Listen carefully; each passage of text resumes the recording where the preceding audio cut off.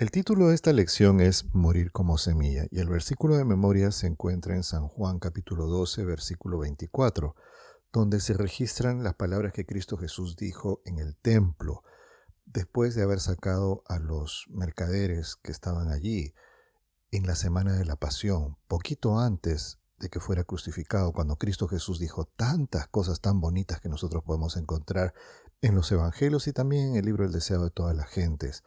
En este pasaje Jesús dice, de cierto os digo, que a menos que el grano de trigo caiga en la tierra y muera, queda solo, pero si muere, lleva mucho fruto.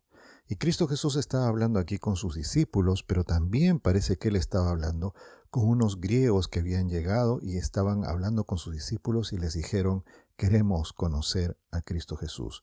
Y Jesús empieza a explicarles, o sea, Jesús usa esta metáfora del grano de trigo, refiriéndose a sí mismo para tratar de explicarles a estos griegos cómo Cristo Jesús iba a ser glorificado, cómo Cristo Jesús iba a morir para después salvar al mundo entero del pecado y de la maldad, a todos aquellos que acepten esta gracia, este don maravilloso.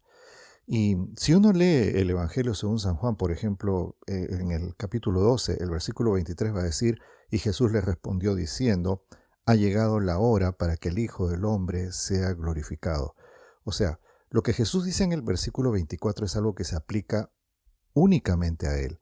Él es el grano de trigo.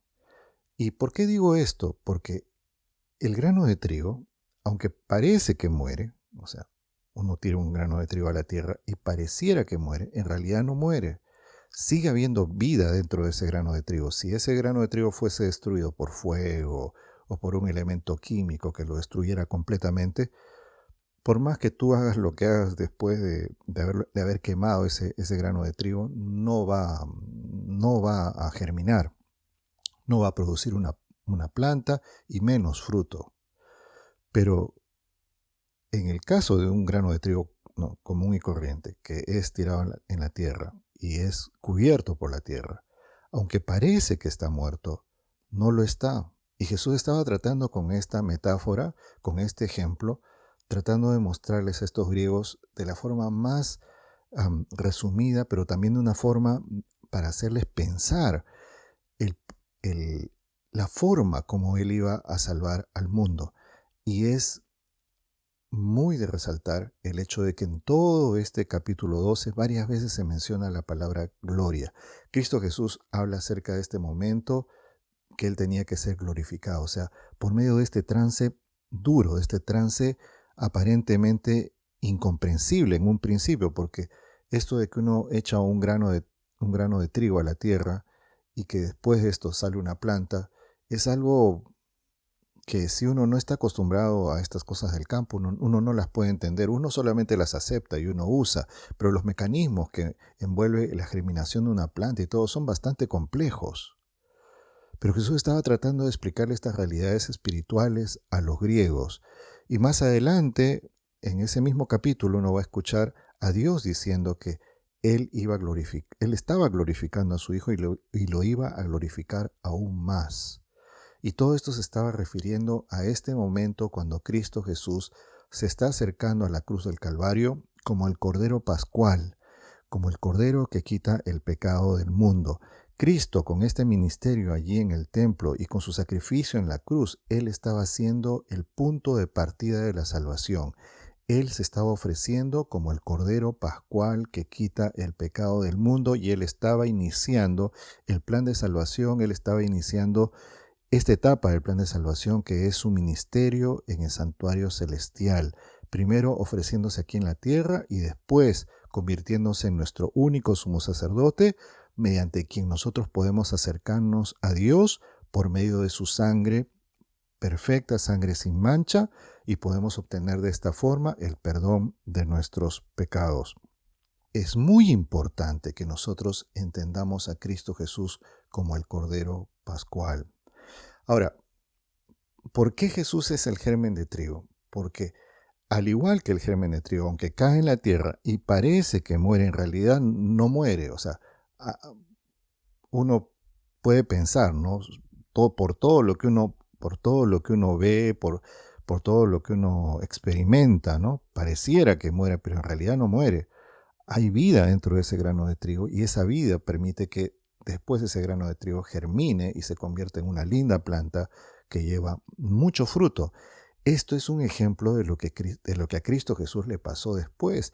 Y los griegos van a entender, el Espíritu de Profecía va a decir, que después de todo lo que le pasa a Cristo Jesús y después de todo lo que ellos escuchan de Dios, Dios les ayudó a estos hombres griegos a entender la misión de Cristo Jesús y cómo Él iba a salvarnos del pecado. Quiero leerte esta cita en este momento que se encuentra en el libro Deseado de todas las gentes, página 729, párrafo 1. Mira lo que dice aquí el Espíritu de Profecía. Dice lo siguiente. Cuando la voz del poderoso ángel fue oída junto a la tumba de Cristo diciendo tu Padre te llama, el Salvador salió de la tumba por la vida que había en él. Quedó probada la verdad de sus palabras. Yo pongo mi vida para ponerla a tomar. Tengo poder para ponerla y tengo poder para volverla a tomar. Entonces se cumplió la profecía que había hecho a los sacerdotes y príncipes. Destruid este templo y en 3 días lo levantaré. Es por esta razón que un ángel no pudo entregar su vida para salvar al ser humano. Es por esta razón que ningún ser humano ni ningún ser creado podía tener una muerte expiatoria para salvar a la raza humana. Solamente la fuente de la vida, solamente en quien siempre hay vida, podía arriesgarse a enfrentarse a la segunda muerte inclusive y a enfrentar la muerte y volver. Eso es algo que incluso a Cristo Jesús era algo difícil porque nunca había pasado, nunca había sucedido. El diablo tenía la esperanza, uno lee el Evangelio y uno ve claramente de que el diablo y sus ángeles tenían la esperanza de que Cristo Jesús no pudiese volver de la muerte. Pero Cristo Jesús lo pudo hacer. ¿Por qué? Porque Él es Dios. Y dice aquí la pluma inspirada que Él tenía vida en Él. O sea, Cristo Jesús es el grano de trigo. La experiencia, se nos invita a nosotros a imitar a nuestro maestro, pero no es exactamente igual la cosa, es un poquito diferente. Y Jesús va a hablar acerca de esto en los siguientes versículos. Dice San Juan capítulo 12, versículo 25, el que ama su vida la pierde, pero el que odia su vida en este mundo, para vida eterna la guardará. Si alguno me sirve, sígame, y donde yo estoy, allí también estará mi servidor. Si alguno me sirve, el Padre le honrará. Bueno, hasta este punto en el repaso de todas estas lecciones de este trimestre, queda claro que todos los seres humanos enfrentamos sufrimiento. Los malos, los buenos, por vivir en este mundo de pecado, por tener nuestra naturaleza pecaminosa, todos enfrentamos los llamados crisoles, las desgracias, los problemas asociados con el pecado, en mayor o menor medida. Hablando acerca de por qué las personas sufren, ¿no? Desgracias y cosas que les suceden. Un día Jesús se encontró con un hombre ciego de nacimiento y los discípulos le preguntaron, ¿quién pecó, este o sus padres, para que este hombre esté así, ciego de nacimiento? Y Jesús les dijo, no pecó ni él ni sus padres, sino para que las obras de Dios sean manifestadas. Aquí Jesús dio 3 razones básicas para los crisoles, como los llama la lección, las desgracias, los problemas que nos trae el pecado, las cosas que le pasan a los hombres. Nuestros propios pecados, las cosas que nosotros cometemos que traen consecuencias. Los pecados de nuestros padres. Sí, porque nuestros antepasados les puede haber pasado alguna cosa, les puede haber pasado algo, o sencillamente por el hecho de su naturaleza pecaminosa. Y nosotros, por ejemplo, podemos tener una enfermedad hereditaria, que parece que no era el caso de este hombre. Y la tercera razón, que era el caso de este hombre, para que las obras de Dios se manifestaran. Y esta es la parte dura, esta es la parte difícil, porque aquí es cuando una persona se enfrenta con esa pregunta, ¿verdad? Si yo soy una buena persona, ¿por qué estoy sufriendo? Yo no debería estar sufriendo esto, pero ¿por qué estoy sufriendo? Hay 3 razones, pero a veces nosotros no encontramos una explicación. Para estas cosas que no encontramos explicación, quizá la explicación tercera de Cristo Jesús en este caso sea la única que exista. El tema es de que todos nosotros enfrentamos crisoles, enfrentamos problemas en esta vida. Pero ¿qué podemos hacer con estos problemas?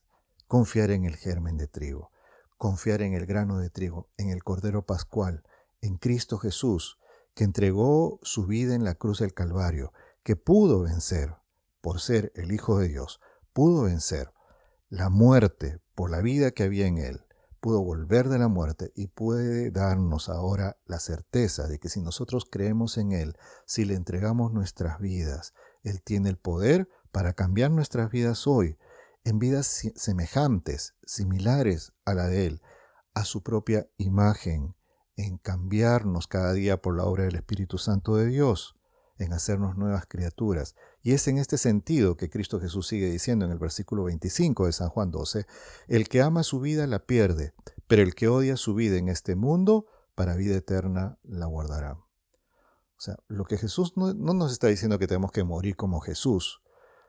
Lo que tiene que morir es parte de nosotros. El que odia su vida en este mundo, o sea, la vida mundanal es lo que nosotros tenemos que odiar. Y tenemos que pedirle a Dios que nos mantenga alejados de lo que antes nosotros éramos, de lo que antes nosotros pensábamos. Y pedirle al Señor que obre en nosotros el milagro de una vida nueva. Y sigue diciendo el versículo 26, si alguno me sirve, sígame, y donde yo estoy, allí también estará mi servidor. Si alguno me sirve, el Padre le honrará. ¿Por qué Jesús repite varias veces esta palabra servir? En griego es la misma palabra que se usa para diácono. Y un diácono es una persona que es capacitada para desempeñar una labor específica para su amo, ¿no? O para su señor. En este caso, lo que Jesús está prometiendo es de que si nosotros seguimos a Cristo Jesús, Él nos va a capacitar. ¿Cómo nos va a capacitar? Por la obra del Espíritu Santo en nuestro corazón, para que nosotros lleguemos a ser siervos de Dios. Y siendo siervos de Dios, estaremos odiando nuestra vida, estaremos agarrándonos de una nueva vida espiritual que Dios nos da, y así vamos a poder ser honrados por el Padre, ser honrados por Dios. Eso es lo que Cristo Jesús más o menos está diciendo en estos pasajes. Y mira, te voy a leer otra cita que se encuentra en El Deseo de toda la gente, es página 576, que dice lo siguiente: la vida debe ser echada en el surco de la necesidad del mundo. El amor y el interés propios deben perecer. Dar es vivir. La vida que será preservada es la que se haya dado libremente en servicio a Dios y al hombre. Los que por amor a Cristo sacrifican su vida en este mundo, la conservarán para la eternidad. O sea, no es que tenemos que matarnos o suicidarnos. No. Tenemos que dejar la vida del mundo. Tenemos que pedirle a Dios que cambie el rumbo de nuestra vida, que podamos nacer de nuevo, como dice el apóstol San Juan, o que podamos ofrecer nuestros cuerpos como sacrificio, como dice después el apóstol San Pablo.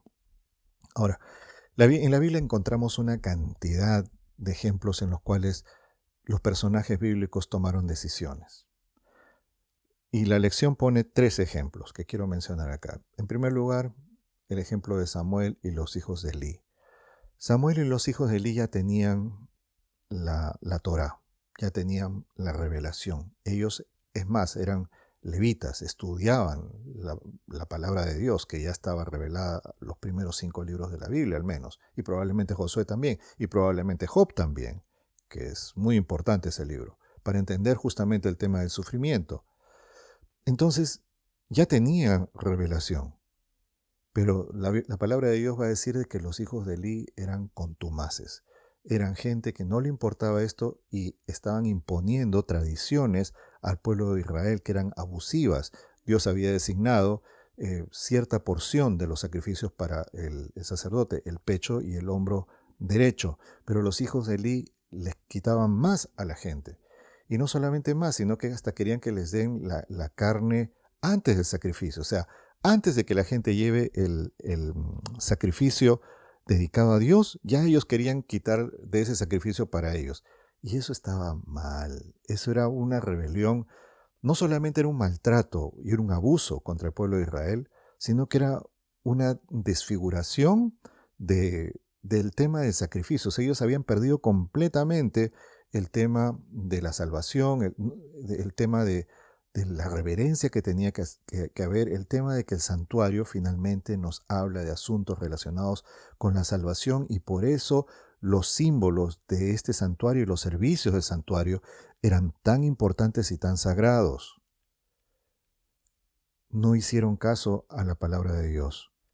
Y esta es una de las formas mediante las cuales los seres humanos toman malas decisiones, que les acarrean crisoles y desgracias más adelante en la vida, como le pasó a los hijos de Elí. No escuchamos la palabra de Dios. En contraste con estos hombres impíos, tenemos a Samuel, un niñito, un niño pequeño, que él sí escucha la palabra de Dios. No sabemos si en el momento que Dios le habla a Samuel, Samuel sabía escribir o leer ya. Seguramente él aprendió más tarde, pero porque era levita y porque era algo que se tenía que hacer. Pero Dios le habla a él siendo un niñito y le cuenta cosas y le revela cosas, y él hace caso a esa revelación que Dios le da.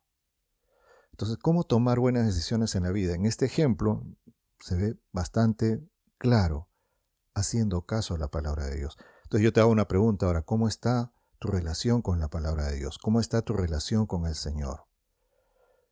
Buscar la palabra de Dios, buscar pasar al tiempo al lado de Cristo Jesús, meditando en su palabra, meditando en las Escrituras, es una de las mejores formas en las cuales nosotros podemos enfrentar, entender la voluntad de Dios y evitar caer en problemas que más adelante pueden resultar en cosas trágicas que pueden sucedernos. Hay otro ejemplo que menciona la lección, que es el caso de Saúl, cuando recién comenzaba su reinado y provoca una guerra, Jonatán, el hijo, y Saúl también estaba ahí apoyándolo, contra los filisteos.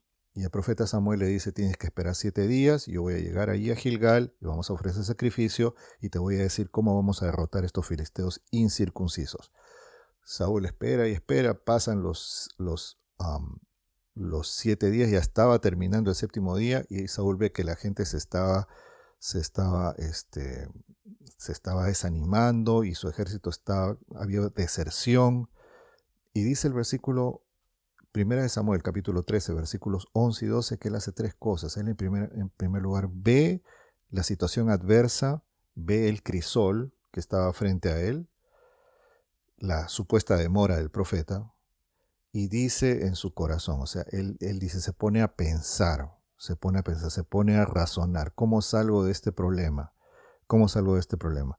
Ahora, a diferencia de Samuel y los hijos de Elí, el ejemplo anterior, que ellos ya tenían una revelación, tenían la palabra de Dios, acá Saúl tenía el testimonio del profeta de Dios, que era sacerdote y profeta, una combinación sumamente rara en el Antiguo Testamento.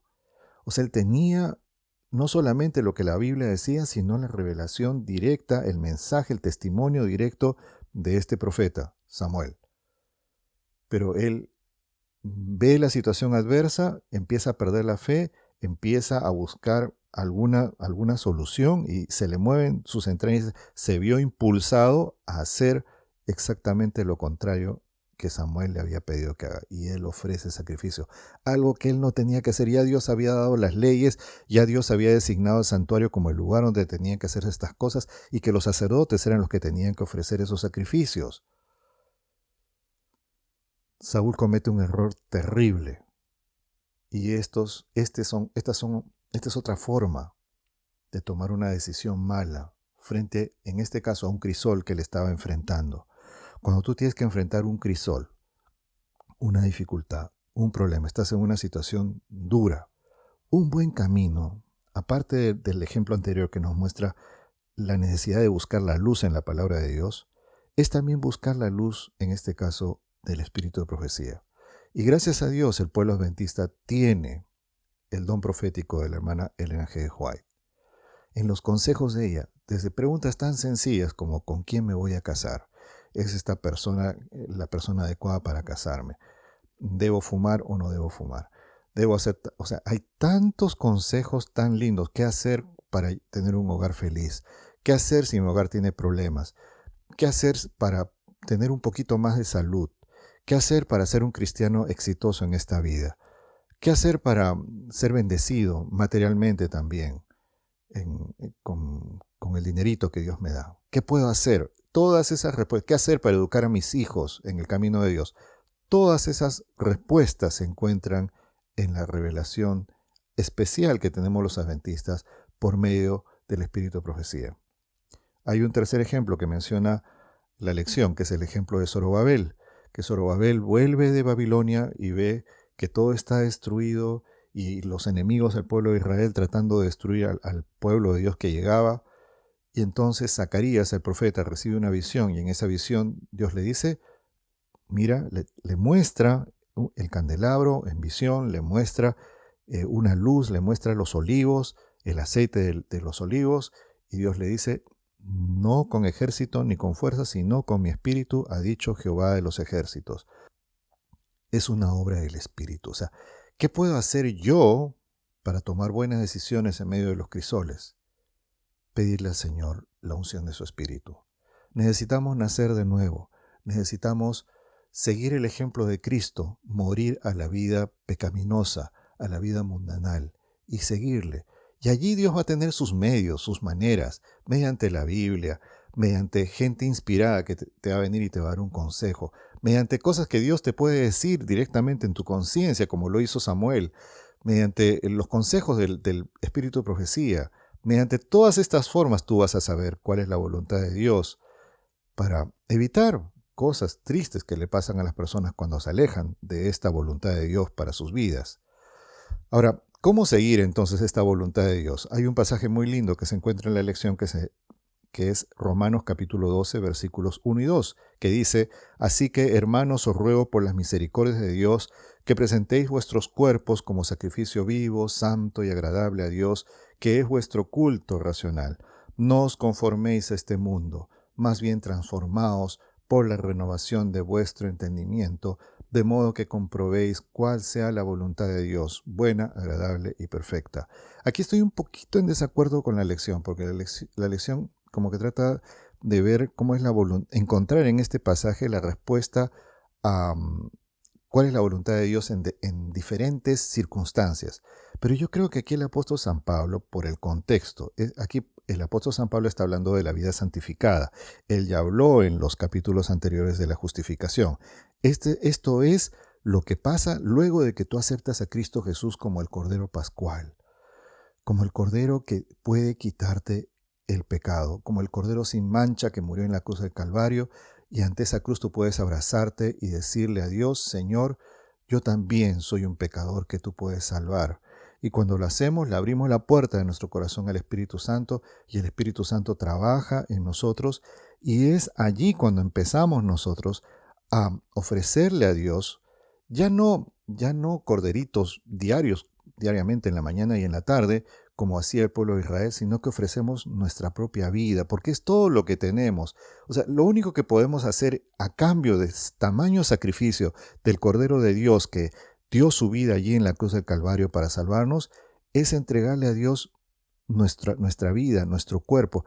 Y dice el apóstol en el versículo 1, me encanta la traducción en español de la Reina Valera, donde dice que es un culto racional. Y esta palabra culto es la palabra que en la Septuaginta se traduce, porque la Septuaginta es una traducción del Antiguo Testamento, está asociada al servicio ligado al santuario, a la adoración de los sacerdotes y los levitas en el santuario. O sea, y aquí viene la importancia del santuario para los adventistas. Un adventista que no entiende que Cristo Jesús es el Cordero Pascual, un adventista que no entiende estos asuntos del santuario, va a ser para nosotros muy difícil entender este pasaje, porque este pasaje habla de que nosotros tenemos que poner nuestra mirada en el santuario, en lo que Cristo Jesús hizo por nosotros hace 2000 años atrás en la cruz del Calvario, cuando Él consiguió la salvación. Y que lo único que podemos hacer es acercarnos a ese santuario y en forma similar a lo que Cristo Jesús hizo por nosotros, entregarle a Dios nuestra vida, no para morir, sino para ser transformados, para no conformarnos a este mundo. No, la palabra griega que se usa acá es una palabra que en español se usa también para la palabra sistematizar, para no amoldarnos, para no seguir el molde, el sistema del mundo, sino ser transformados por medio de la renovación de nuestro entendimiento. ¿Y quién hace esto? El Espíritu Santo de Dios, para entender para que comprobemos, ni siquiera entendamos cuál es la voluntad de Dios. ¿Y cuál es la voluntad de Dios? El apóstol San Pablo va a decir que Dios quiere que todos los seres humanos sean salvos y vengan al conocimiento de la verdad. La voluntad de Dios que se comprueba cada vez que una persona se aferra del Cordero Pascual, cada vez que una persona se aferra de la cruz de Cristo, es de que Él tiene poder para salvar a la persona que se acerca a Dios. Y Él tiene poder para salvarte.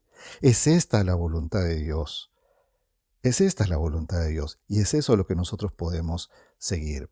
Iba a decir el apóstol San Pablo en otra parte, en 2 Corintios capítulo 3, versículo 17, porque el Señor es el Espíritu, y donde está el Espíritu del Señor, allí hay libertad. Versículo 18, por tanto todos nosotros mirando a cara descubierta como en un espejo la gloria del Señor, somos transformados de gloria en la misma imagen, como por el Espíritu del Señor.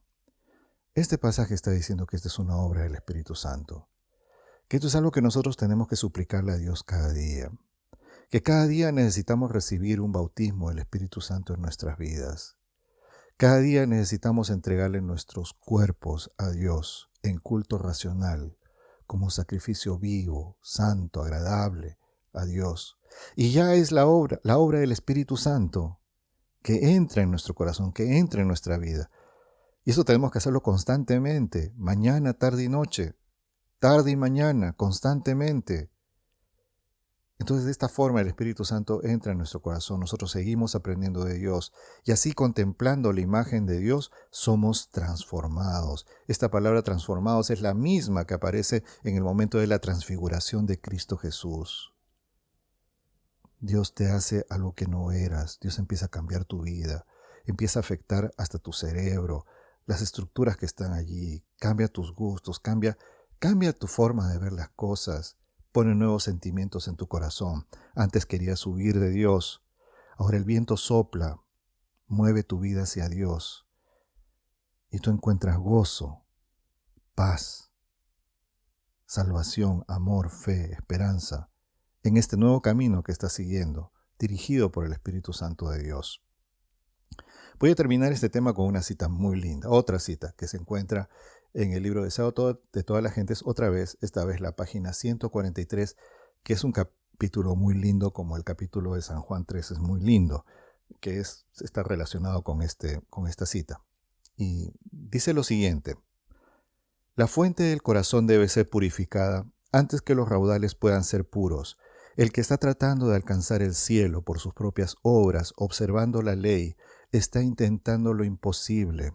No hay seguridad para el que tenga solo una religión legal, solo una forma de la piedad. La vida del cristiano no es una modificación o mejora de la antigua, sino una transformación de la naturaleza. Se produce una muerte al yo y al pecado, y una vida enteramente nueva.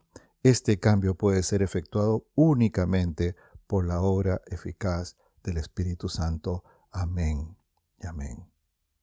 Y así como Cristo Jesús cambió todo lo que tuvo que cambiar en la estructura física de este ciego que no veía para que ahora pueda ver, Dios también obrará en nuestros cuerpos y los transformará por la obra del Espíritu Santo, para que ahora tengamos una nueva naturaleza espiritual, dirigida por el Espíritu Santo de Dios, mediante el sometimiento constante y la entrega constante de nuestras vidas a Dios, para aprender acerca del Señor y para ser felices y comprobar cuál es la voluntad de Dios en medio de los crisoles y las cosas que hay en este mundo.